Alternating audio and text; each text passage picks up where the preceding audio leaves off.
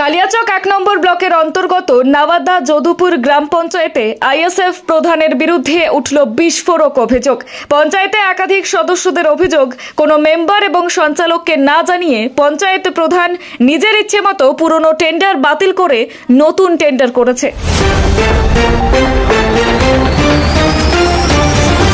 আমাদের অভিযোগ রয়েছে, আমরা নাওয়াদা যদুপুর গ্রাম পঞ্চায়েতের সঞ্চালক আইএসএফ প্রধান আবু জাহেদ আর অঞ্চল সভাপতি অবৈধভাবে রেজুলেশন খাতায় সই করে কাজ পাস করিয়ে নিচ্ছে। তাই আমাদের অর্থের মিটিংও হচ্ছে না, টেন্ডার ওপেন হলেও কেউ আমাদেরকে জানতে চায়নি। এ ব্যাপারে ভিডিওকে বারবার আমরা জানিয়েছি, অভিযোগ জানিয়েছি, কিন্তু কোনো রকম সাহায্য পাইনি। টেন্ডারের জন্য ব্যাকডেটের রেজুলেশন তৈরি করে কাজ পাশ করানো হয়েছে বলেও দাবি তাদের। সদস্যদের অভিযোগ, প্রায় 2 কোটি টাকার টেন্ডার হয়েছে। এবারে 2 কোটি টাকার কাজ পাস করিয়ে দিয়েছে, কি করে হলো তা আমরা জানতে চাই। তোমরা কি এই যে 2 কোটি টাকার কাজ পাস হয়েছে, তোমরা কি কোনো কাজ পেয়েছো? না, আমরা কোনো কাজ পাইনি। কাজ পেয়েছে কি বলে সুখদেশপুর আর খোট্টাপাড়া আর নয়া বস্তি, এগুলো জায়গাতে কাজ পেয়েছে, আমরা কোনো কাজ পাইনি এখন পর্যন্ত। আপনারা এখন কি চাইছেন? আমরা এখন চাইছি কি আমাদের যেন কাজ দেওয়া হোক, এটাই আমরা চাই। আপনার পরিচয়? আমি যদুপুর গ্রাম পঞ্চায়েতের সঞ্চালক। মেম্বার এবং সঞ্চালকের অনুপস্থিত না থাকায় কিভাবে টেন্ডার হলো? গত 2 বছর ধরে কোনো কাজ তাদের এলাকায় দেওয়া হয়নি বলেও ক্ষোভ প্রকাশ করেছেন তারা। গ্রাম পঞ্চায়েতের 30টি বুথের মধ্যে মাত্র 6 থেকে 7টি বুথে সামান্য কিছু কাজ হয়েছে। বাকি এলাকায় উন্নয়নের ছিটে ফোটাও নেই বলে অভিযোগ। এর আগেও ওই আইএসএফ প্রধানের বিরুদ্ধে 25% কাটমানি নেওয়ার অভিযোগ উঠেছিল। তখন বিডিও সাহেবকে সব যাবতীয় প্রমাণসহ অভিযোগ করা হলেও প্রশাসন বা সংশ্লিষ্ট দফতর কোনো পদক্ষেপ নেয়নি বলে দাবি করেছেন পঞ্চায়েত সদস্যরা। এখন দেখার এই অভিযোগের ভিত্তিতে প্রশাসন কোনো তদন্তে নামে কিনা, নাকি অভিযোগ আবারও ধামাচাপা পড়ে থেকে যাবে। Bureau report, news hunt TV.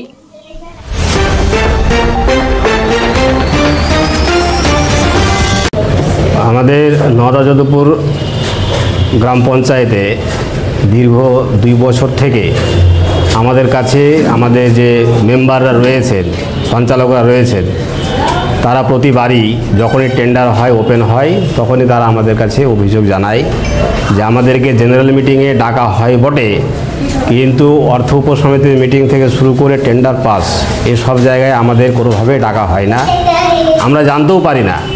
অথচ দেখা যায় যে বিভিন্ন জায়গাতে কাজ হচ্ছে, সে কাজের ব্যাপারে যখন জানতে পারি তখন বুঝতে পারলাম যে এরা আমাদেরকে না জানিয়ে অবৈধভাবে টেন্ডার ওপেন করছে, কোনো সময় আবার টেন্ডারকে ক্যান্সেলও করছে।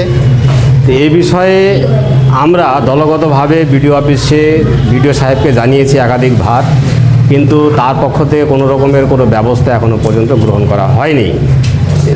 আমাদের দলীয় নেতৃত্ব আছে, দলীয় নেতৃত্বকে বিষয়টি জানিয়েছি, আমরা দলগতভাবে তার আশ্বাস দিয়েছেন ব্যাপারটাকে দেখছি। কত টাকা টেন্ডার না জানি এইরকম প্রতিবারই কোনোবার 1 কোটি টাকা, কোনোবার আবার 1 কোটি 39 লক্ষ, আবার এবারে প্রায় 2 কোটি টাকা টেন্ডার হয়েছে। এই 2 কোটি টাকা টেন্ডার হচ্ছে, তাহলে কাজগুলো কোথায় হচ্ছে? এই কাজগুলো সব বেশিরভাগ ওরা করছে বিশেষ করে সুখদেবপুরে এবং তার সঙ্গে খোট্টাপাড়াতে রয়েছে আর দারিয়াপুর নয়া বস্তি, এই কয়েকটা চিহ্নিত জায়গাতেই ওরা কাজগুলো করছে, কিন্তু ওখানে কাজের যেখানে প্রয়োজন নেই সেই জায়গাগুলোতেও ওরা কাজ করছে, শুধুমাত্র লোক দেখানো।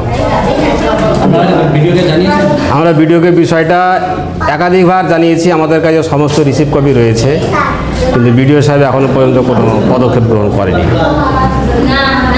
প্রথম থেকে কোনো কিছু জানি না, 2 বছর থেকে আমাকে ছেড়ে সব সময় সব কাজ টেন্ডার পাস করছে।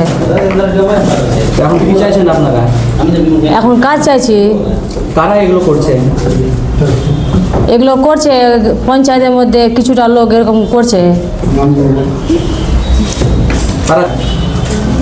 প্রধান আমাকে বারবার কাজ দিচ্ছি, আমার অঞ্চলে আমার বুধে অনেক এখন কাজের দরকার, কিন্তু আমাকে একটা কাজও দেয়নি। এক জায়গার কাজ 4 বারও দিয়েছি, তবু আমাকে দেয়নি।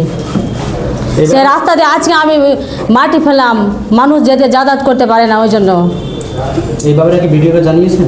ভিডিওকে বারবার জানানো আছে, ভিডিওর কাছে নিজেও গেছি। ভিডিও কি বলেছে?